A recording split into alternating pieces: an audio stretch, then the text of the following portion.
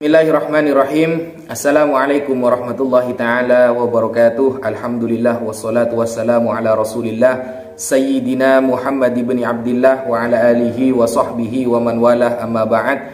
Sahabat muslimin yang dirahmati oleh Allah, pada kesempatan kali ini saya ingin sedikit menanggapi apa yang disampaikan oleh Dr. Bambang Nursena, teman-teman. Beliau mengatakan bahwa kalimat minal aidin wal faizin itu bukan bahasa Arab. Kita simak dulu video beliau. Mantan ketua PGI yaitu Pak Nathan Setiabudi ditanya sama pembawa acaranya TV One. Pertanyaannya begini, Pak Nathan, bagaimana perasaan Anda tentang Hari Raya Idul Fitri? Itu pas momennya Lebaran. Luar biasa. Belum apa-apa sudah ngomong luar biasa. Apanya yang luar biasa? Terus kemudian ketua PGI ngomong begini, saya ini senang kalau ada ucapan Idul Fitri. Kenapa? Sekalipun saya tidak tahu artinya, apa artinya minal aidin wal faizin, tetapi kata-kata itu bersair. Minal aidin wal faizin, mohon maaf lahir dan batin. Bersair, luar biasa lagi. Kemudian Ari Ginanjar menimpali. Ari Ginanjar itu yang training ISQ itu, emotion question itu, yang sering di mana-mana alumnusnya ratusan ribu orang di seluruh Indonesia itu. Dia mengatakan memang luar biasa Pak Nathan, kata-katanya bersair karena itu kata-kata Allah, firman Allah, karena itu bersair. Minal aidin wal faizin, mohon maaf lahir dan batin. Dan itu orang tepuk tangan, saudara-saudara. Yang saya tidak habis pikir, padahal kata minal aidin wal faizin itu bukan bahasa Arab. Itu aja sudah salah. Coba Anda pergi ke Timur Tengah, ke Syria, ke Mesir, ke Libanon, mana ada minal aidin wal faizin? Nggak ada, itu kata nggak ada artinya itu. Itu ciptaannya orang Jawa. Menurut Mas Jati Kusumo, Kuartet S, beliau menyaksikan yang menciptakan kata minal aidin wal faizin itu Bung Karno. Tahun 1958 waktu ibu kota Indonesia ada di Jogja waktu itu. Jadi Bung Karno itu kan suka ngarang-ngarang kata sendiri. Coba misalnya ketika pidato Fevri Kuloso, dia mengatakan think and rethink. Mana ada bahasa Inggris rethink? Pikir dan pikir kembali. Dia menciptakan kosakata sendiri. Itu hebatnya Bung Karno. Sampai kemudian juga menciptakan kosakata minal aidin wal faizin. Malaysia ikut-ikut, terus dibawa ke Malaysia. Sampai hari ini yang namanya minal aidin wal faizin itu cuma ada di Malaysia dan di Indonesia. Di Arab tidak ada. Hebat kan? Halal bil halal. Halal itu adalah boleh, ya, tidak ada rintangan. Halal dengan halal. Dengan itu bahasa Arabnya bi. Halal bil halal, halal dengan halal. Kosong. Itu artinya. Itu ciptaan Indonesia. Di kamus bahasa Arab manapun tidak ada. Luar biasanya di mana? Memang betul luar biasa. Yang luar biasa Bung Karno, karena bisa menciptakan minal aidin wal faizin. Luar biasa. Terus Cak Nur, almarhum Nur Khalis Majid, menulis dalam bukunya, kata minal aidin wal faizin itu sebenarnya doa yang lepas konteks, karena dipenggal dan penggalannya tidak sempurna. Dalam bukunya itu Cak Nur mengatakan kata-kata yang lengkap itu adalah ja'alnallahu minal aidin wal faizin wal maqbulin. Itu baru punya arti. Ini Cak Nur yang bilang. Ja'alna, kiranya Allah, kiranya dijadikan kita, Allahu, oleh Allah, minal aidin, orang-orang yang berhari raya, wal faizin, dan kembali kepada fitrah, wal maqbulin, dan dikabulkan doanya.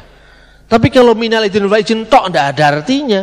Minal aidin, dari yang berhari raya, wal faizin, dan kembali, apa artinya? Itu luar biasa. Jadi bangsa kita ini beragama bukan karena mikir, beragama karena ikut-ikutan. Dan jumlahnya orang sebenarnya lebih banyak daripada orang yang mikir. Lah kalau saya sorry aja, sekalipun warisan gratis saya nggak mau. Saya mau beriman tuh mikir. Alhamdulillah, kita tadi sudah mendengarkan apa yang dipaparkan oleh Bapak Bambang Nursena. Beliau mengatakan kalimat minal aidin wal faizin bukan bahasa Arab, tapi perkataan Soekarno, kata beliau. Kalau kalimat mohon maaf lahir dan batinnya itu memang bukan bahasa Arab. Tapi kalau minal a'idin wal faizin dikatakan bukan bahasa Arab, maka kita jelaskan sekarang teman-teman. Di sini ada kata min. Min ini adalah harful jarri, huruf jar. Dalam ilmu nahwu shorof, Alfiyah Imam Ibnu Malik, huruf jar itu ada 20. Dalilnya mana? Haka hurufal jarri wahya min ila hatta khala hasya'ada fi an'ala munzuru ballamu kai wawun wata wal kafu wal bawa la'alla wa mata. Huruf jar bermakna dari, bisa bermakna taba'id, sebagian dan lain sebagainya. Kemudian bertemu lafal al-aidin. Di sini awalnya min disukun, al-aidin ada sukun pertama. Ada 2 sukun bertemu maka mendatangkan harokat takhallus, harokat penyelamat. Maka dibaca minal aidin. Awalnya lafal aidin ini adalah al-aidunah pakai wawun nun. Karena kaedahnya kalau terletak setelah huruf jar maka dibaca jar. Tanda jar jamak mudzakkar salim menggunakan ya dan nun. Maka dibaca al-aidin, minal aidinah. Al-aidina itu adalah jamak mudzakkar salim. Jamak artinya 3 atau lebih. Mudzakkar artinya laki-laki. Di sini lafadznya secara lafal di sini laki-laki karena tidak ada tanda-tanda perempuan atau muannas. Salim yang selamat dari bentuk mufradnya, bukan termasuk jamak taksir. Nah, minal aidina berarti jelas ini bahasa Arab. Karena dalam kaidah nahwu shorof sangat jelas dalil-dalilnya dan sangat jelas penjelasan para ulama. Wawu, wa ini termasuk harfu atofin, huruf atof. Yang namanya huruf atof maka ada istilahnya ma'tuf, ada ma'tuf alaih.